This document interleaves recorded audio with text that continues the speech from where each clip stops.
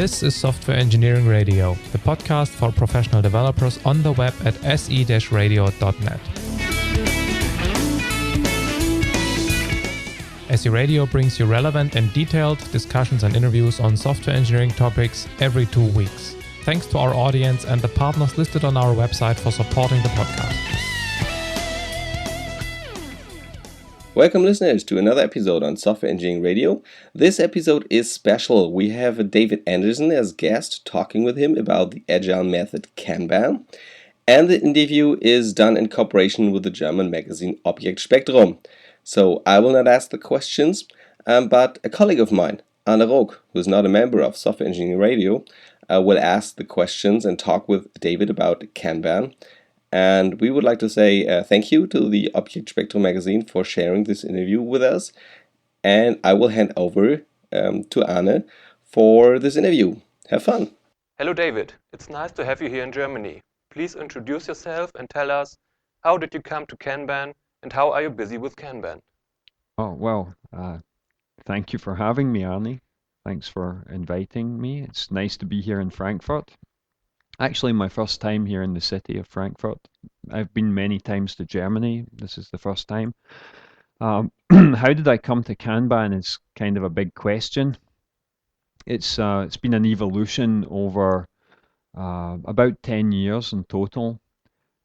First working with feature-driven development, an Agile method, before we even knew what Agile methods were. And learning from that experience and evolving that a little by introducing some ideas from Lean and some ideas from theory of constraints. And I published those in my book, the Agile Management for Software Engineering book, in 2003. And from that, I learned a little more. I had a challenge, a problem that I was looking at. Why twice I tried to introduce feature-driven development, and with some success on individual projects or with teams who reported to me directly.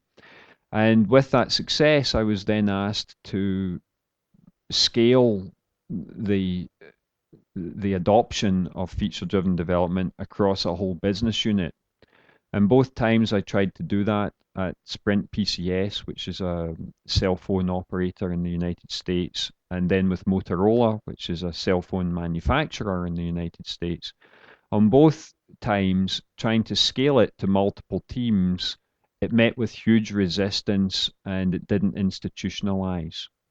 And I started to think about why wouldn't people just see the obvious benefits and do the right thing? Why were they resisting and why were we struggling?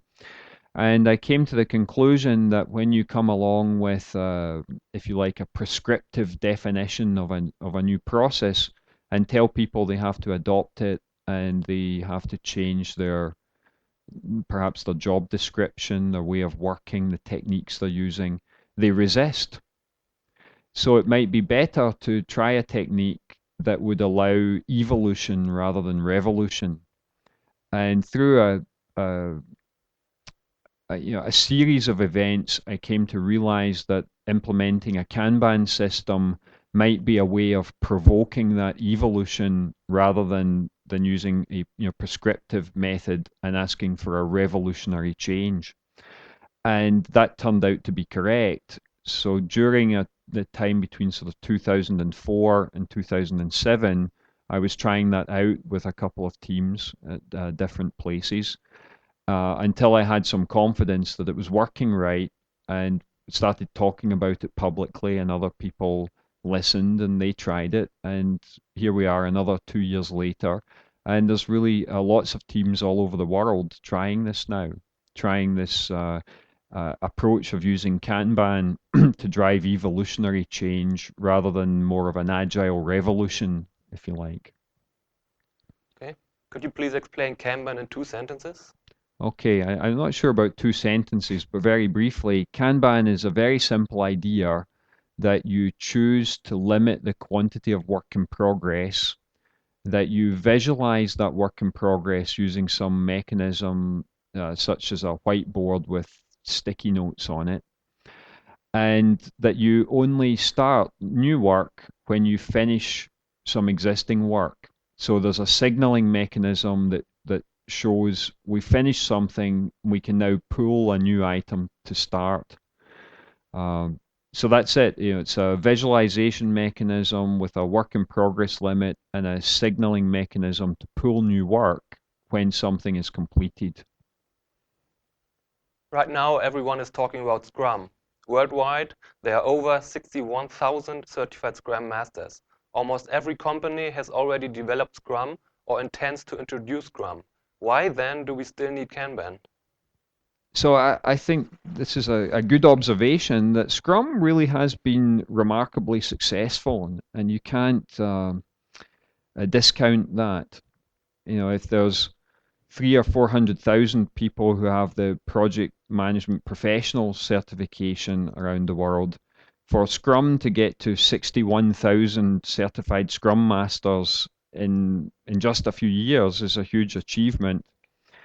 And there's no doubt in my mind that Scrum is a recipe that works in particular circumstances. In fact, I think it's core to the Scrum philosophy that Scrum is a recipe that works, and what you should do is change your circumstances to fit with it. So it has some nice rules that really help it be successful. We'll have fixed length sprints. In the original days, 8, 10 years ago, those were 4 weeks. So you'd agree that at the beginning of the 4 weeks, we would make an agreement on the scope, the backlog for the sprint, and we do 4 weeks of work, and the customer wasn't allowed to interfere with those, which is a fantastic way of eliminating randomization and variability. The customer's not allowed to change anything for 4 weeks. That's a really good thing. And we'd have mechanism like a daily stand-up meeting where the team would get together and talk about their work, and that would create a good team spirit and perhaps some peer pressure to keep everyone accountable. The team would sign up for the sprint commitment, the backlog at the beginning, and they'd all work together to get that finished at the end. And then we'd demo something working to the customer and have a retrospective. All these things are really good. The challenge with it is doing things to that rhythm. If 4 weeks is not right, maybe 2 weeks is right, but are we forcing things to work like that? I don't buy the idea that Scrum works for every situation. In fact, I'm sure that you and I have met people today who came along to the class that we've been holding specifically because they had situations that Scrum wasn't very applicable for, like IT operations and systems maintenance.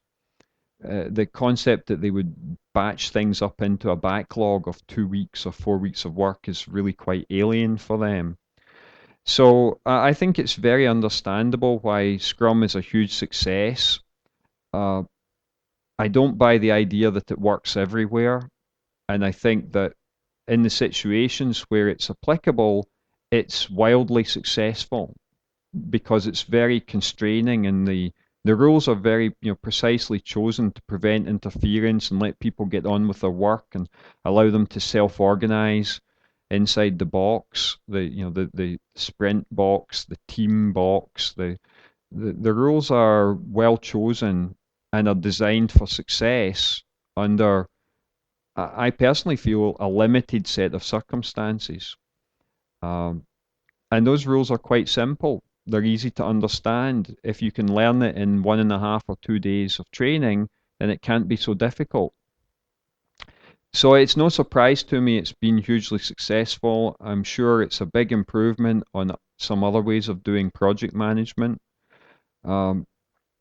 But it's also clear to me that it doesn't solve every problem. And just trying to bash people harder and harder by saying you're not doing it right isn't the right answer.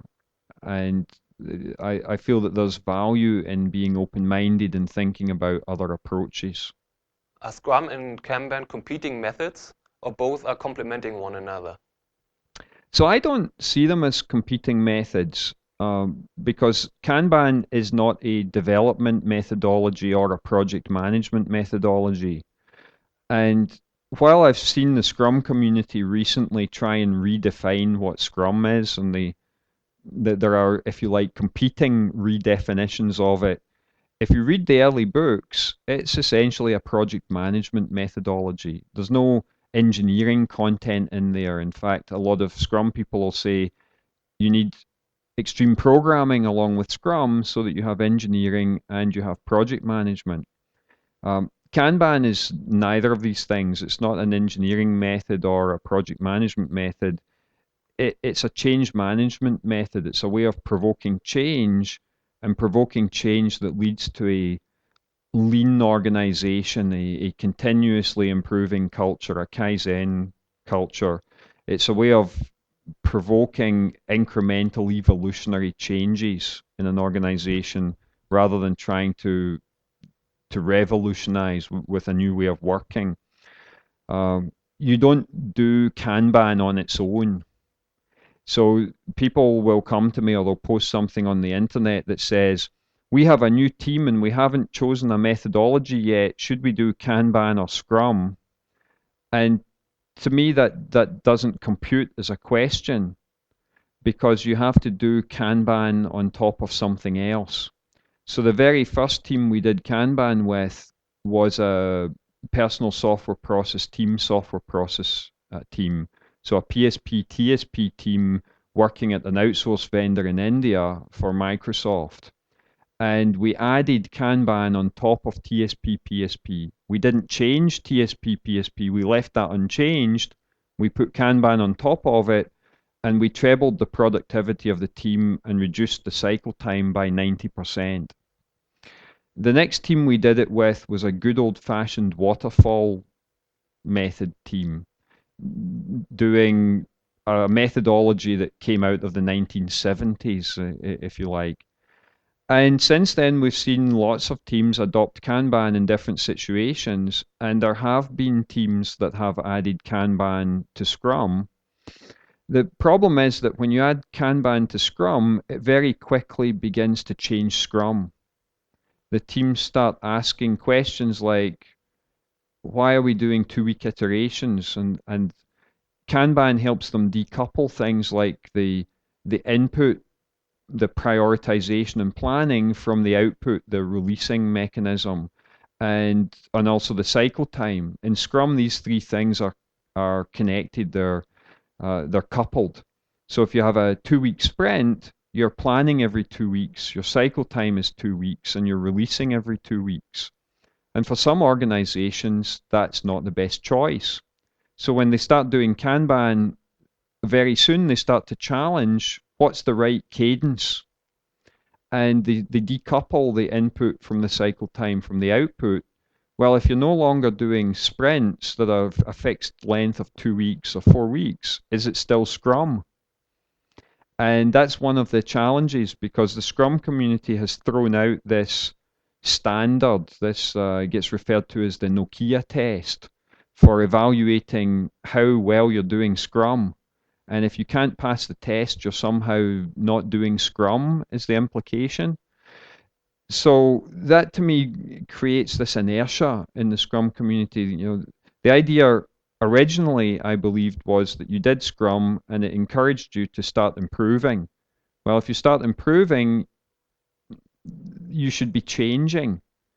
A Scrum team that's good at Scrum a year later should be doing something that's unique and different and wouldn't necessarily look like Scrum anymore. And I see the Scrum community struggling with that dichotomy of how can you be continuously improving if you have to prove that you're doing Scrum according to the test. So we've seen teams apply Kanban on top of Scrum. And in fact, my friend Corey Laddis wrote a whole book on that topic. It's called Scrumban, and it's how to apply Kanban to Scrum.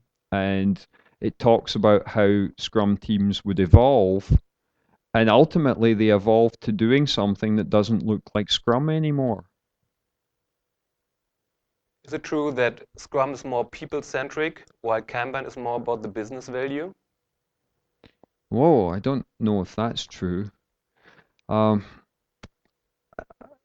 Let's talk about business value later. I hear this criticism that usually comes from extreme programming or Scrum people in the Agile community, people who generally haven't tried Kanban, and they'll say things like, Kanban doesn't respect people. And actually, I find that it's really completely the reverse. The policies involved in implementing a Kanban system have a huge amount of respect for people. They're incredibly empowering. They empower the team to self-organize, but they make the mechanism very explicit so that managers understand how self-organizing works. And they also understand how the rules of self-organization align to the risk management policies for the organization. So managers trust the team more. They trust the self-organizing. The Agile community uses self-organizing a lot. They bandy the term around. And it scares managers in big companies to death. And I see some leaders in the Scrum community saying things like, managers are irrelevant or managers are not needed. If you have a really good Scrum team, you don't need a manager. Well, if you're a manager, that's very threatening. It makes you fearful.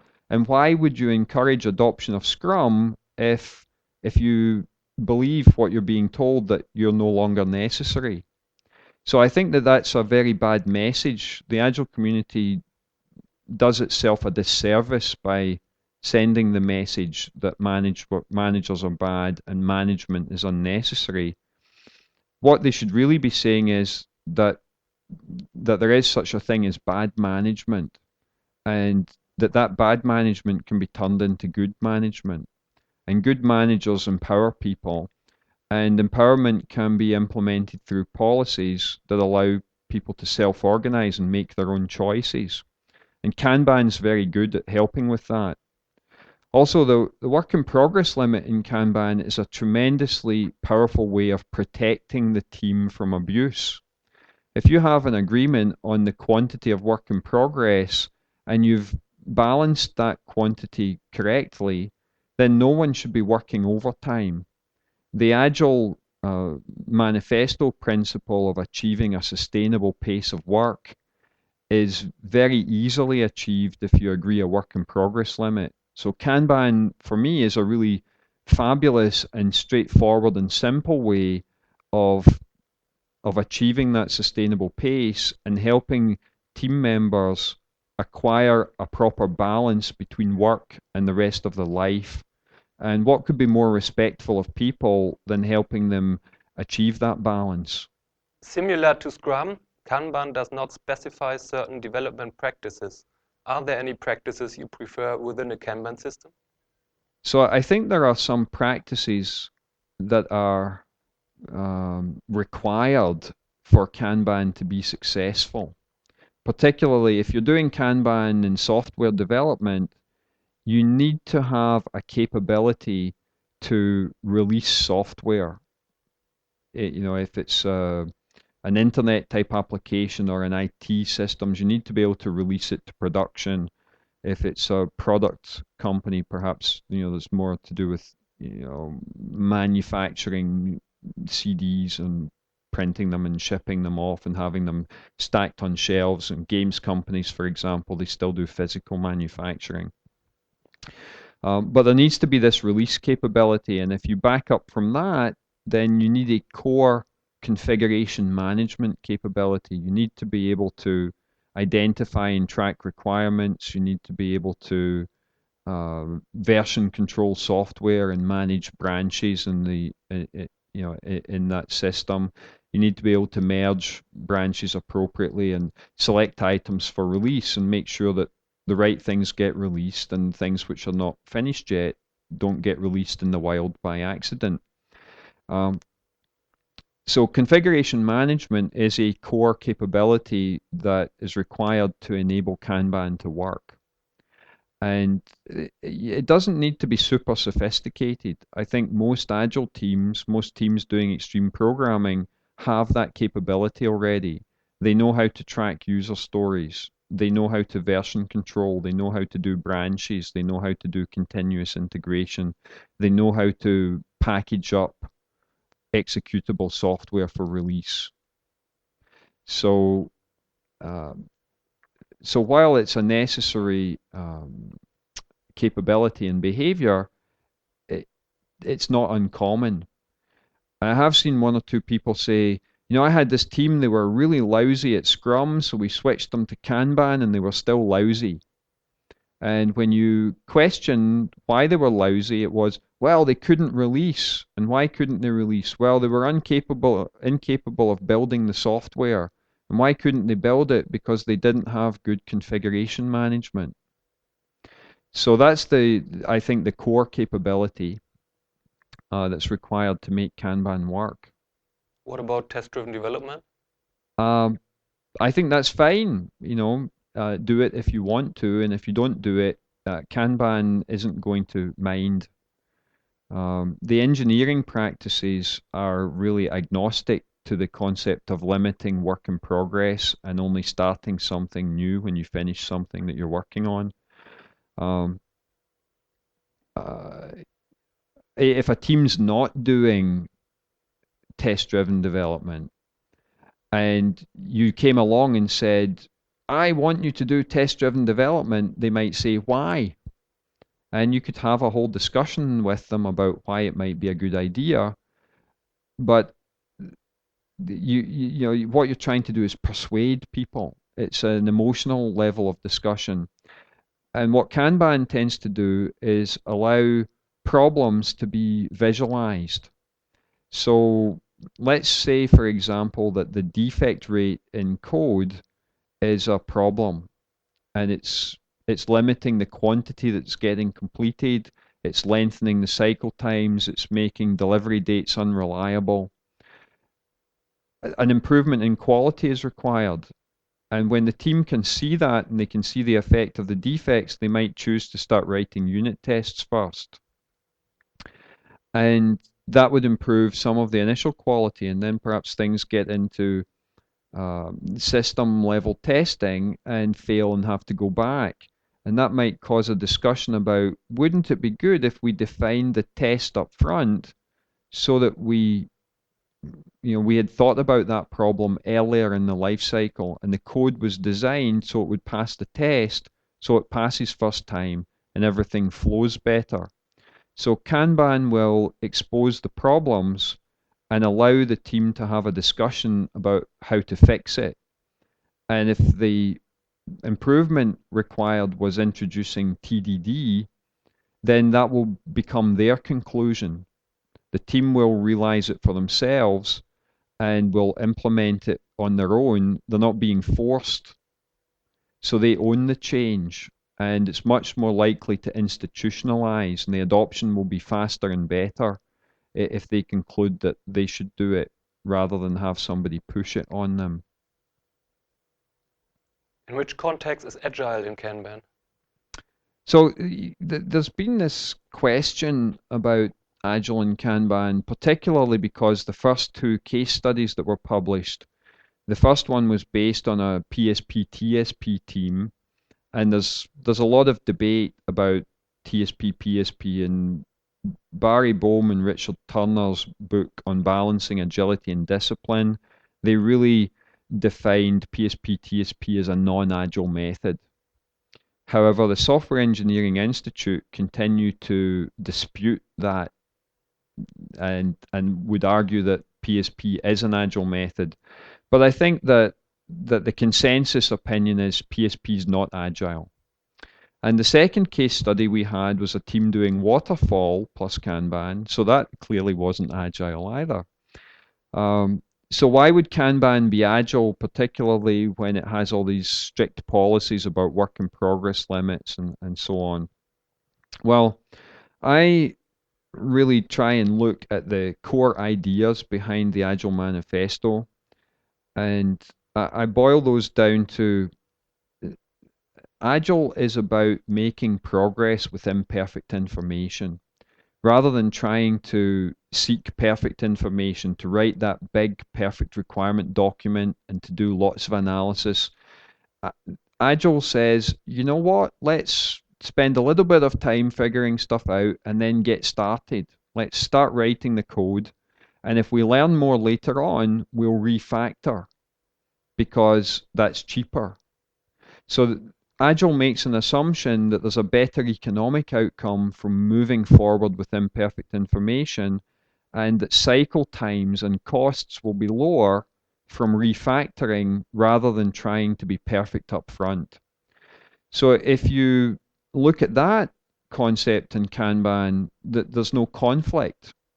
Kanban would allow you to move things forward with imperfect information. In fact, they're sort of agnostic. Yeah, Kanban would be agnostic to whether you had perfect information or not. Whatever your policy is for pooling is acceptable. So if you only have 80% of the information you need and you're allowed to pool, say from analysis to development, that would be okay. So the second idea behind the Agile Manifesto is the concept of a high trust culture in the workplace. That people are empowered, that we trust them, that we show individuals a lot of respect. And Kanban really enforces that. In fact, it codifies it.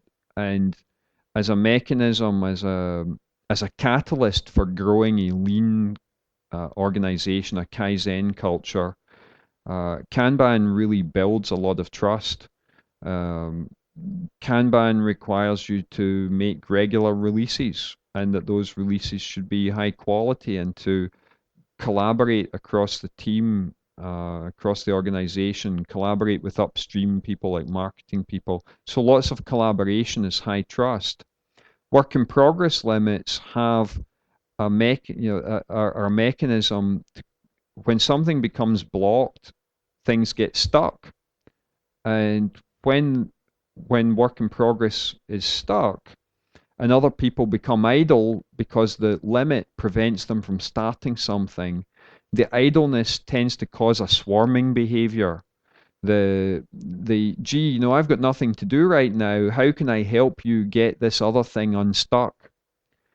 And Henrik Nyberg from Sweden put together a really interesting cartoon, which if someone listening to this Googles for it, Kanban cartoon, they'll see a little story about how the team swarms on problems and collaborates together. So Kanban actually encourages collaboration and improves the level of trust in the organization. And it's somewhat counterintuitive, because intuitively we think that high trust cultures have very few rules. And that's not necessarily true.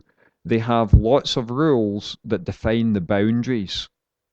And inside the boundary, people get to self-organize and spontaneously affiliate and swarm on problems and fix them.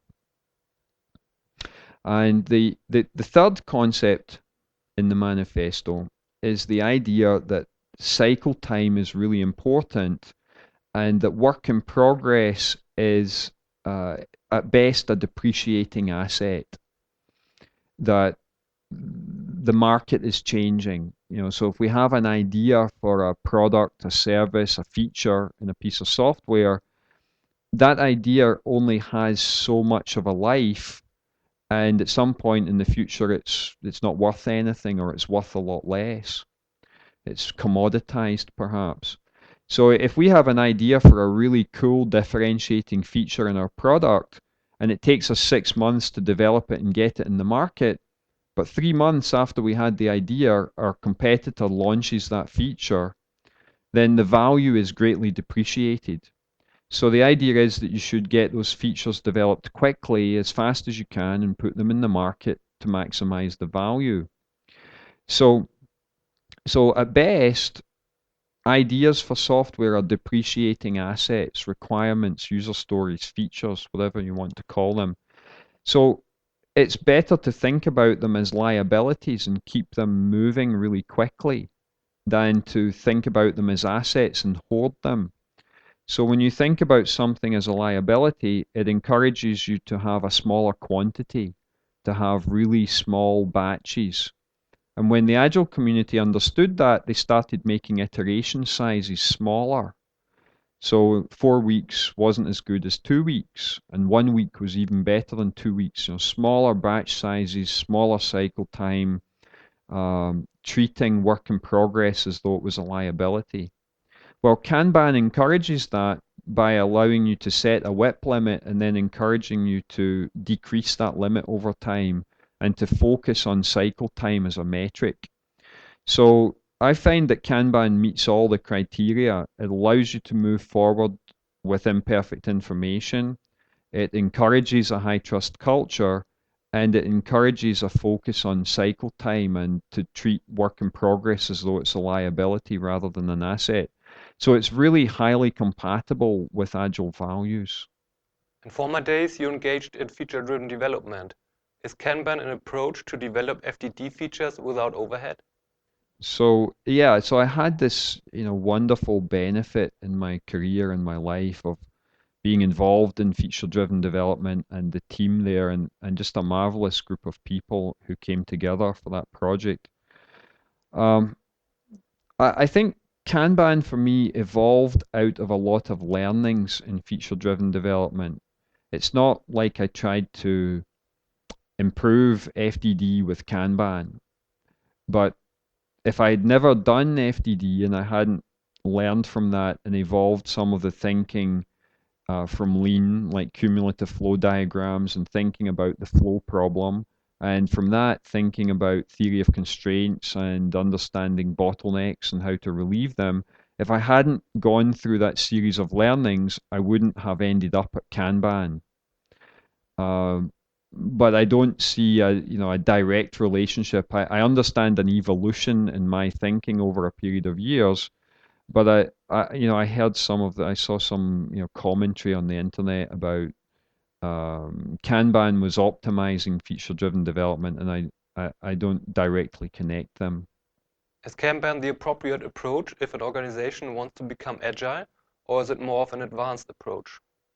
So I've seen a lot of talk on the internet, blog posts, people tweeting on Twitter, people expressing opinions at conferences, and it generally takes the theme of Kanban is a more advanced approach, and you ought to get good at Scrum before you try Kanban.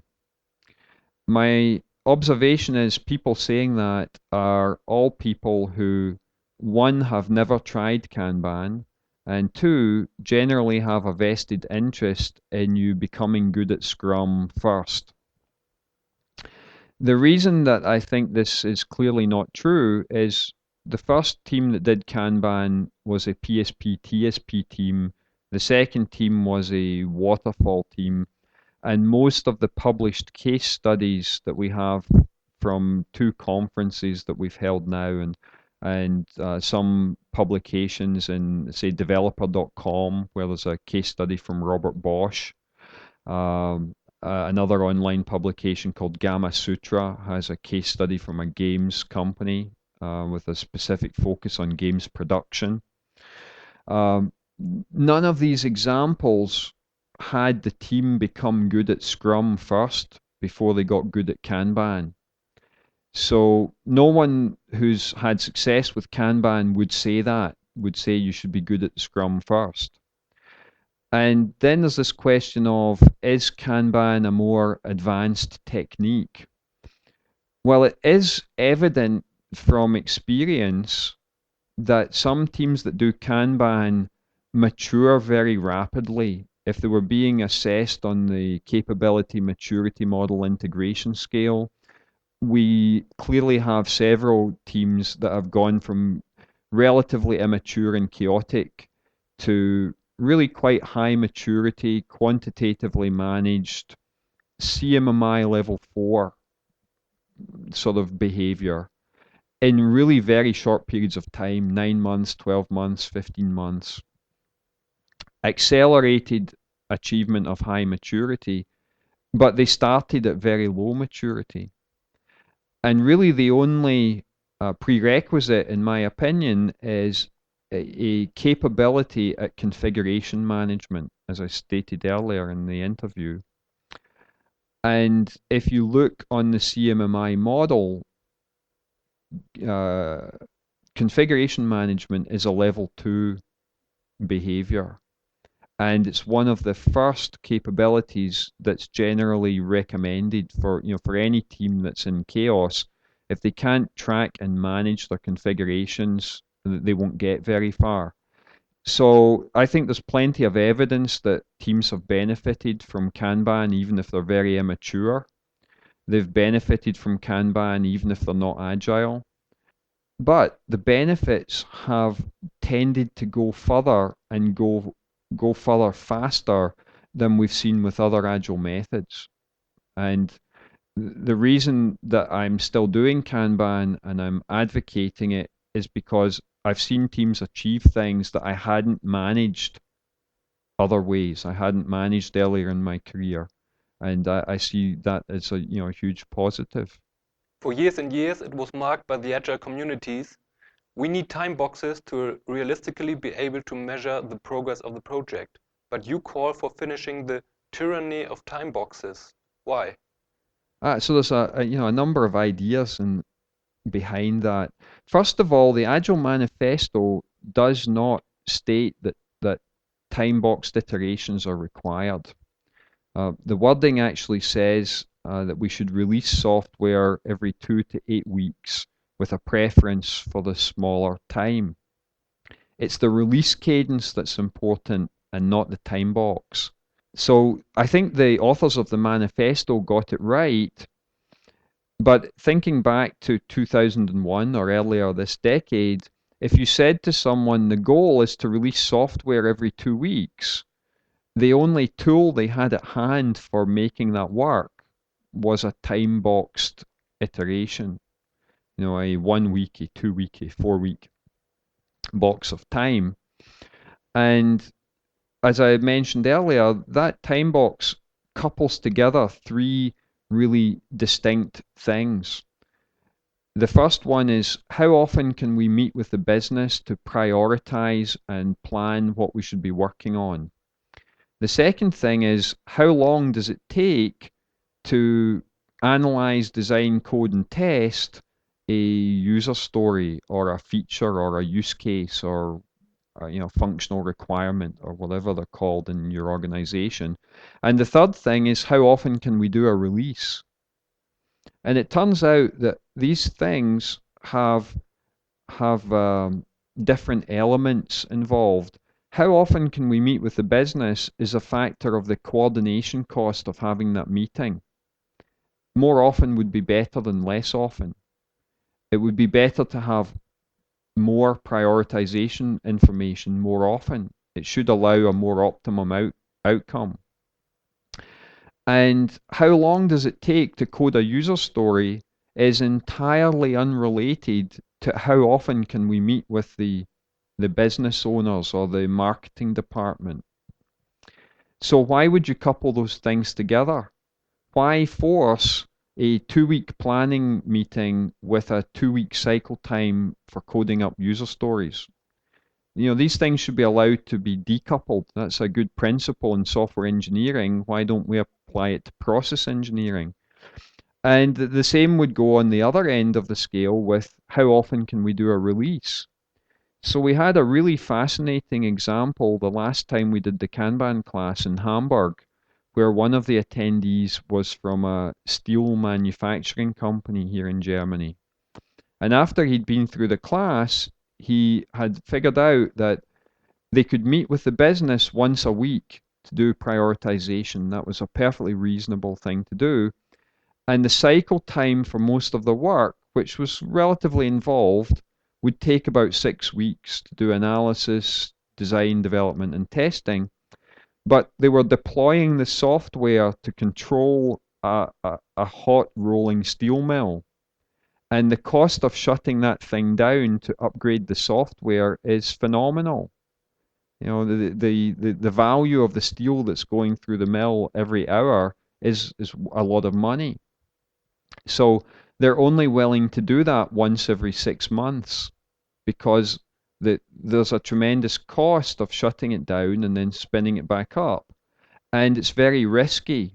So they want to have plenty of time to test everything and make sure that they're really comfortable that the code they're deploying is defect-free, because they can't afford to try and spin up the steel mill and have it crash. So there was an example of a 1 week cycle time for prioritization, a 1 week cadence for prioritization, a 6 week cycle time for development, and a 6 month cadence for deployment. It's quite clear from that example that any agile method with, say, a 2 week iteration length is not a good fit for that problem space. So by decoupling these things and allowing them to move freely, we're freeing the organization from the tyranny of the time box. A lot of people say that retrospectives are the heart of agile approaches. What about retrospectives in Kanban? So it's very clear that you can't learn anything unless you take the time to stop and reflect. And with Kanban, I've encouraged teams to create more of an organizational level activity to stop and reflect. And I call those operations reviews. And they're not new. I didn't invent the concept of an operations review. What tends to be different between an operations review and a typical agile retrospective is the level of objectivity. An operations review typically requires managers involved to bring data that's been collected from the workflow system, from the defect tracking system, and so on, and report that data, report objective facts about cycle times and throughput or velocity and defect rates and perhaps efficiency or waste equations, which is the combination of cycle time against engineering touch time, to look at cumulative flow diagrams, to look at the number of blocking issues, the time to resolve issues, facts, objective data. Agile retrospectives have a tendency to be a lot more subjective. How did we feel about the last sprint? What did we like? What didn't we like? What would we do the same? What would we do differently? They tends to be more subjective. As teams mature, they might get more objective, but with Kanban, I try and encourage teams to be objective right from the beginning. And again, to set a cadence for how often you have these meetings. So this is another decoupling question. Agile methods couple the retrospective to the release. So if you do 2 week iterations, you do a retrospective every 2 weeks. Well, that might be okay, but what if you wanted to do it once a month or once a week or some other cadence? So I encourage teams to do these operations reviews and to choose their own cadence for that, to decouple it from the release or the planning cycle, and to do it at the organization level. So not at the individual project level. Get the whole department together and report across all the projects you're working on. And the reason why that's good is it allows the cross-pollination of ideas from one project to another. And it encourages organizational development and organizational maturity. And I believe that is a factor in why we've seen accelerated organizational maturity on teams doing Kanban. At the same time, I have seen Kanban teams do project level or iteration level retrospectives. Often when something doesn't quite go right, they've done a release and there was some problem, so they hold a retrospective to analyze what went wrong and how would we prevent it from happening again in the future. We've also seen with Kanban teams, and this is reported in the field rather than sort of mandated by the gurus or the thought leaders, people who have popped up on the internet and said, my team have stopped doing retrospectives. They do operations reviews, but they don't do iteration retrospectives. And when you analyze why, it turns out most of the activity that normally happened in a retrospective has moved into the daily stand-up meeting. And because they're talking about process improvement every day, they don't need to do it at the end of the iteration or when they do a release. It becomes a daily behavior rather than a every 2 weeks or every once a month. So really good Kanban teams that develop a Kaizen culture, a continuously improving culture, are doing the retrospective every day. So retrospectives get de-emphasized in Kanban because they've been replaced with a combination of the stand-up meeting and the operations review. Another interesting point is the estimates. Is it true that in Kanban systems it is completely waived to estimate expenditures? So that's a good question because the earliest examples we didn't estimate.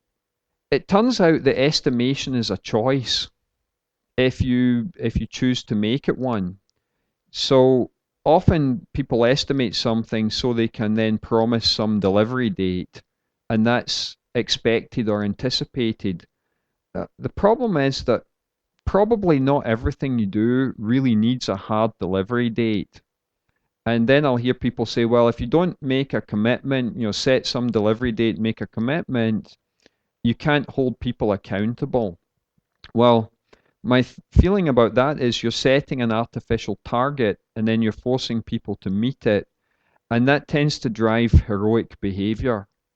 And there's lots of evidence in the process improvement and quality assurance world, teachings from leaders like Edwards Deming, that when you set those kind of targets and set an expectation that it must be met, people respond with heroic behavior, and when they act heroically, they stop improving.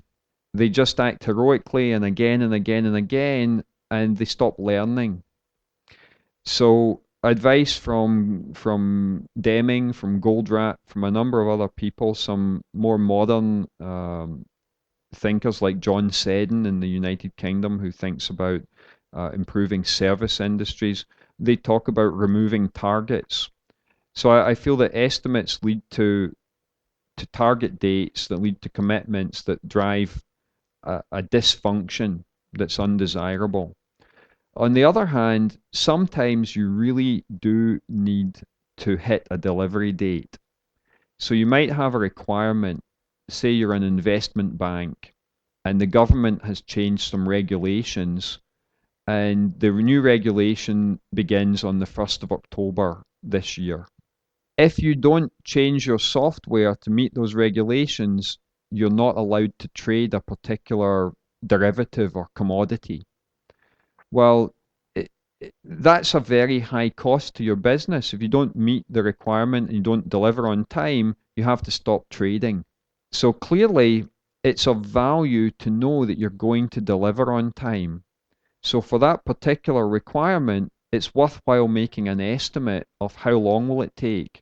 If we think it will take 6 weeks and we need it for the 1st of October, it would make sense to start it in very early August.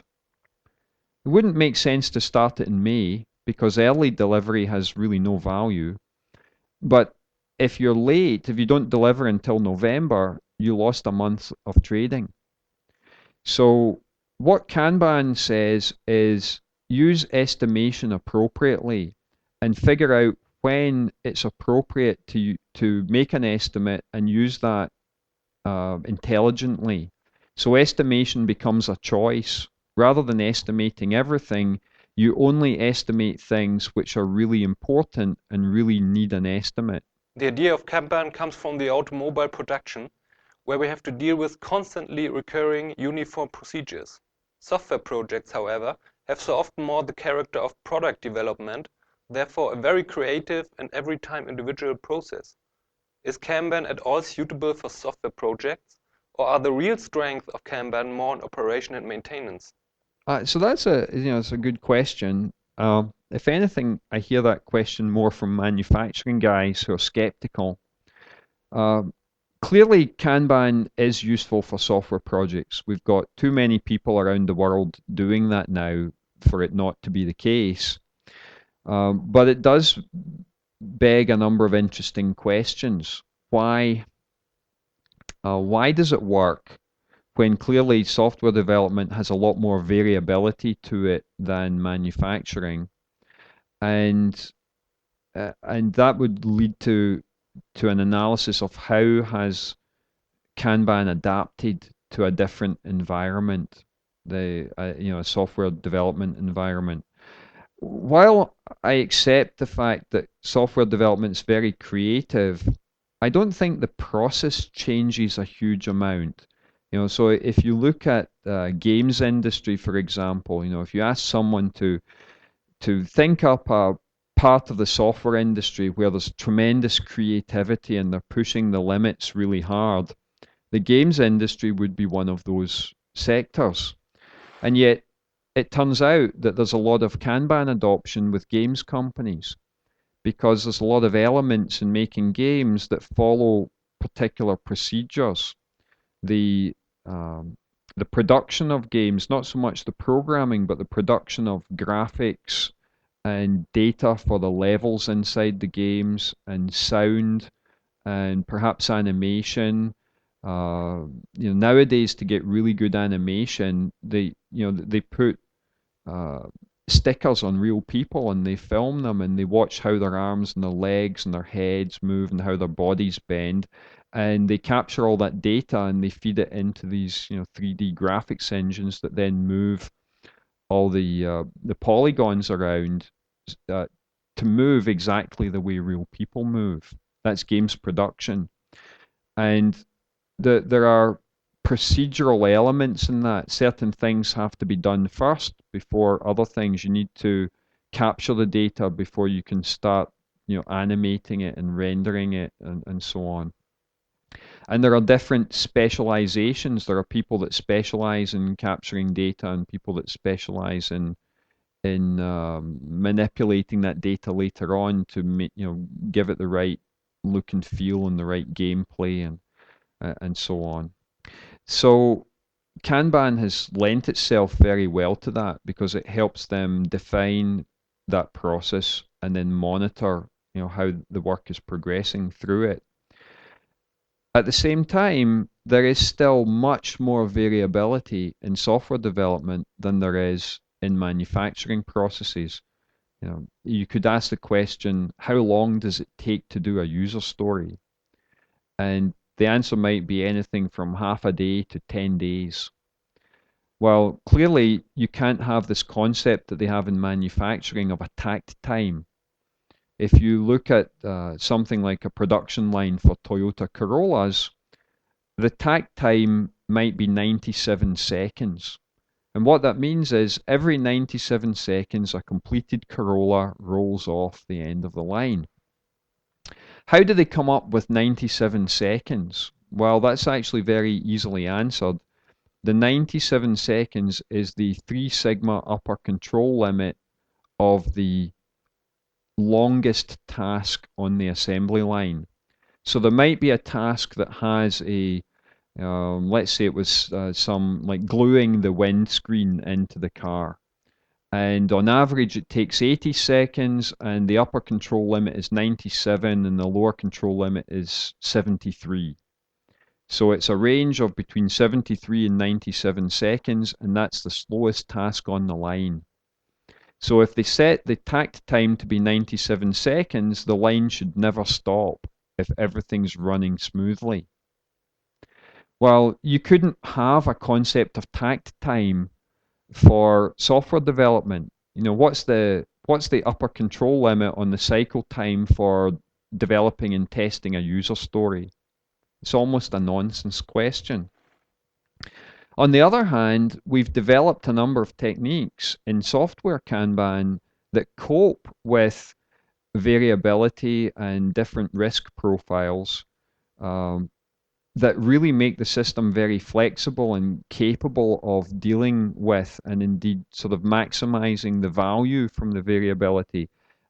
Concepts like the use of classes of service, where in manufacturing there's typically just 2 classes of service. There's standard first in, first out queuing, and there's expediting. something's really urgent. And in many Kanban systems, they don't even have that one. So they only have first in, first out queuing. And the reason this works is that everything coming through that line is essentially homogeneous. If you're assembling a car and it needs a gearbox, well, the gearbox that's coming next has the same value as the one behind it, and the one behind that, and the one behind that. So the cost of delay in one gearbox being late is the same as the cost of delay in the next one, and the next one, and so on. But with software development, the value is unique and different to every single user story. So the cost of delay associated with the user story you're working on now will be different from the cost of delay associated with the next one, or the one behind it, or the one behind that. And you can use that information to manage risk better and to produce a more risk optimal outcome to deliver the most value in the shortest period of time at the lowest cost. And the way you make that happen is using classes of service and dividing up different types of work and assigning different classes of service to those with different service level agreements, with different target cycle times and delivery expectations. And by allocating the total limit of work, say you had a limit of 20 things in progress in total, and you divide that by different classes of service, you allow the system to be flexible to the idea that some things are big, some are smaller, some can be done faster, some should be done slower. They all have different costs of delay. So Kanban in software started with the same principles as manufacturing, but it evolved a different set of practices. We didn't try and copy the manufacturing practices exactly. In fact, we didn't try and copy the manufacturing practices at all. We looked at the principles, applied those principles to software development problems, and evolved our own set of practices. So it's really not derived from manufacturing. Are there certain industries or types of organizations to which you would advise against Kanban? Wow. It's difficult to define the negative. We've seen industries where Kanban is gaining adoption. So it has gained a lot of adoption in IT maintenance, doing production bug fixes, small upgrades. It seems a very natural fit for that. It's also gained adoption in IT operations, running tickets for system maintenance and system upgrades and that type of thing. We've seen Kanban adoption in games companies, I think primarily because there's a lot of specialization in games, and the Agile idea that you have a generalist workforce doesn't work very well for games. So there's a lot of specialization, a lot of handoffs, and Kanban helps them optimize that problem. We've seen Kanban adopted in investment banking, I think because investment bankers understand the risk management concepts that have evolved in software Kanban. We've also seen Kanban being adopted in IT departments of more traditional industries, automotive manufacturers like Robert Bosch, for example, where they know about Kanban from the manufacturing side of their business. They know that it's part of Lean, and they know that they've used that technique to optimize the performance of their manufacturing. And it makes them curious about how could we use Kanban in the IT department. Just the fact that other people are doing it and talking about it is like, wow, you mean this really works? We never thought of doing it there. Tell me more. So we're seeing adoption there, but would there be organizations where it wouldn't fit very well? I'm sure that's going to be true, but I don't think we know enough yet. We haven't seen enough adoption either globally or across different industries. And most of the adoption that has taken place is not reported publicly. Although we have a good number of public case studies and reports and magazine articles and some books coming out, we don't have enough to really identify clusters of the negative case. Okay, David, thank you very much for the interview. Any last words on Kanban? Well, thank you for having me. I hope the answers have been useful and have clarified issues that people might have. And my advice to anyone who is interested is try it. Google on it. Look up the limitedwip.society.org. That's limited WIP society.org, which is the online home for software Kanban. And take a look at the information there. It links off to lots of other external information and articles. And so much of this is counterintuitive. The only way to find out is to give it a try. Thanks for listening to Software Engineering Radio. Software Engineering Radio is an educational program brought to you by Hillside Europe. If you want more information about the podcast and all the other episodes, visit our website at se-radio.net. If you want to support us, you can donate to the SE Radio team via the website, or you can advertise for SE Radio, for example, by clicking on the Dig Reddit Delicious links and the /dot button. To contact the team, please send email to team@se-radio.net, or if it is specific to an episode, please use the comments facility on the website so other people can react to your comments. This episode of SE Radio, as well as all other episodes, are licensed under the Creative Commons 2.5 license. Please see the website for details. Thanks to Charlie Crow and the Podsafe Music Network for the music used in this show. The song is called Vegas Hard Rock Shuffle.